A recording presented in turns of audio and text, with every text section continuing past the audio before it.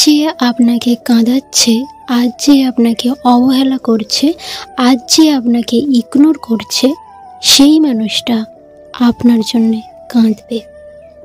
সে আপনাকে ইগনোর করছে, আপনি সারাক্ষণ তার কথা ভাবেন, তাকে শুধু কেয়ার করেন, আপনি তাকে প্রায়োরিটি দিয়ে রেখেছেন, কিন্তু সে আপনার কথা ভাবছেই না।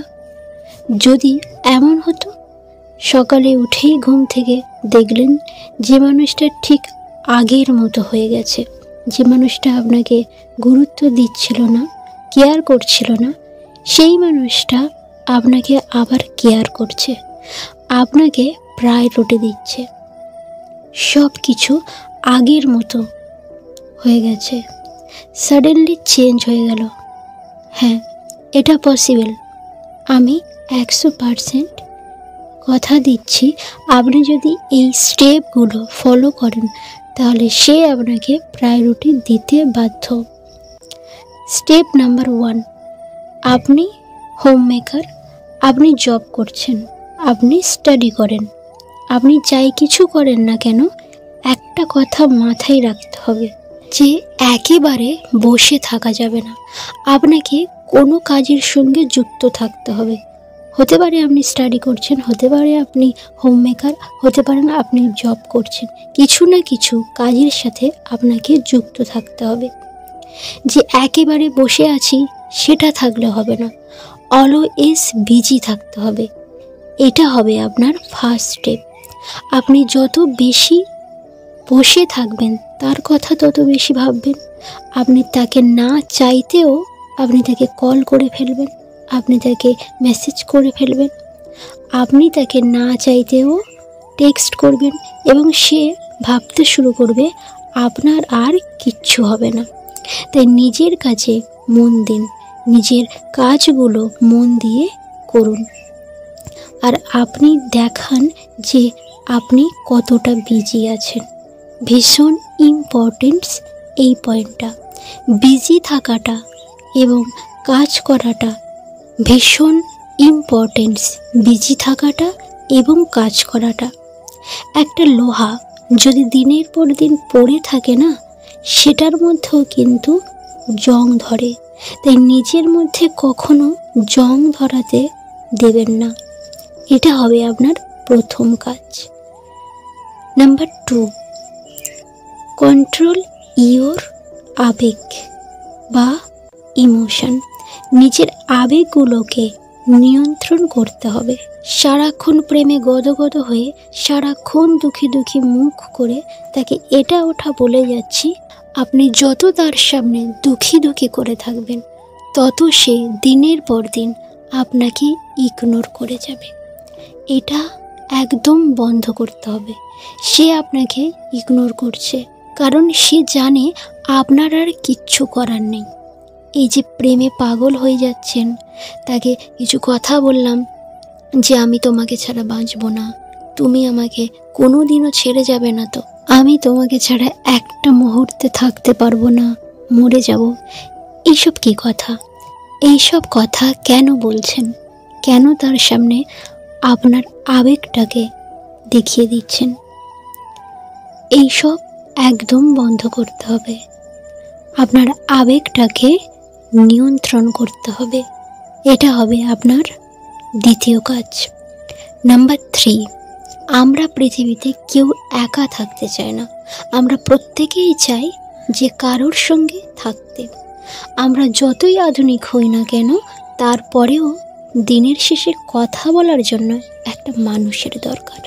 কিন্তু এটাকে আপনি উইকনেস বানিয়ে ফেলবেন না। যে আপনাকে চাইছে না, আপনি তাকে কল মেসেজ করেই যাচ্ছেন, এটা কিন্তু করবেন না। তাহলে কি করতে হবে? আপনার রিলেশনশিপ ভালো রাখতে হলে আপনাকে এনাফ স্পেস দিতে হবে। সারাক্ষণ তার পিছনে ফেভিকুইকের মতো লেগে থাকলে হবে না। আপনি সারাদিনে কি করেন? তাকে শুধু ফোন করেন, কি করছো, কেন কল করছো না, কেন মেসেজ করছো না, এই ধরনের অভিযোগ করবেন না। ধরুন আপনার বাড়িতে একজন মানুষ সবসময় পেপার দেয়, প্রত্যেক দিন সে দেয়। হঠাৎ করে সে 3-4 দিন পেপার দেওয়া বন্ধ করে দিল। তখন কিন্তু আপনি তাকে নিয়ে ভাববেন যে ওই মানুষটার কি হলো, কেন পেপার দিচ্ছে না, মানুষটা ঠিক আছে তো, এই জিনিসটা আপনার মনে হবে। কিন্তু সে যখন প্রত্যেক দিন আপনার বাড়িতে পেপার দিচ্ছে, তাকে নিয়ে ভাবছেন না। কিন্তু যখন সে হঠাৎ করে আসবে না, তখন কিন্তু আপনি নিজে থেকে সে ঠিক আছে কিনা এই কথাটা ভাববেন।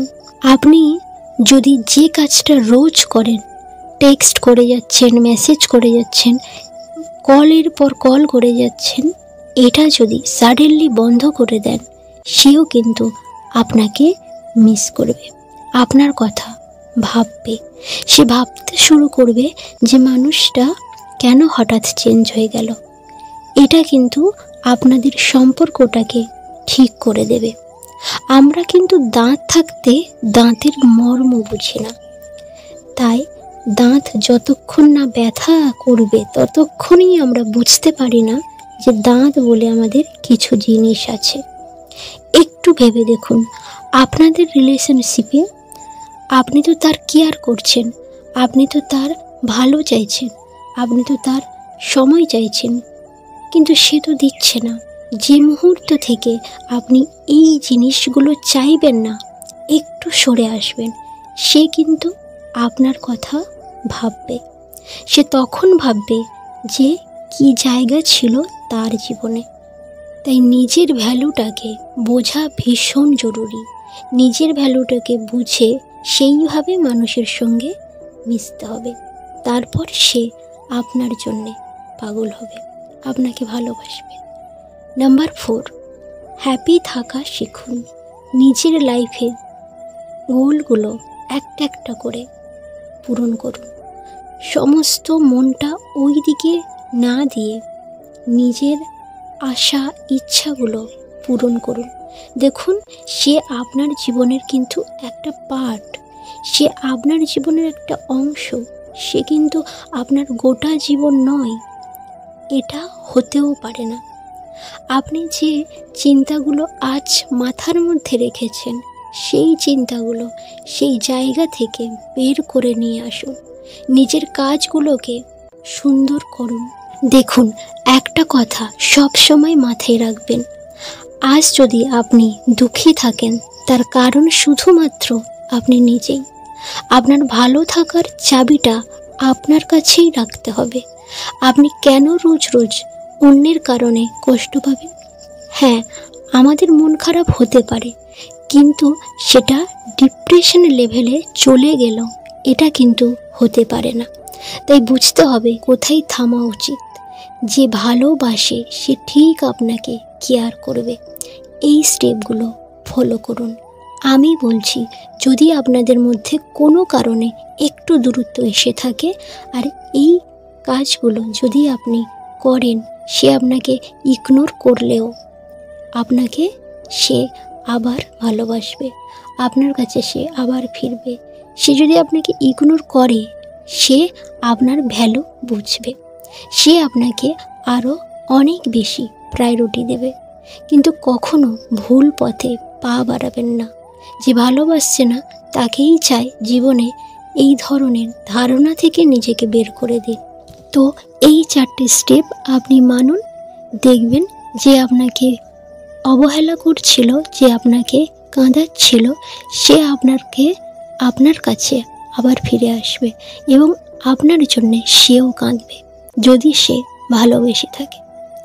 তাহলে আজকে ভিডিও এই পর্যন্ত। ভিডিও কেমন লাগলো অবশ্যই লাইক করবেন এবং কমেন্ট করে জানাবেন ভিডিও কেমন লাগছেন।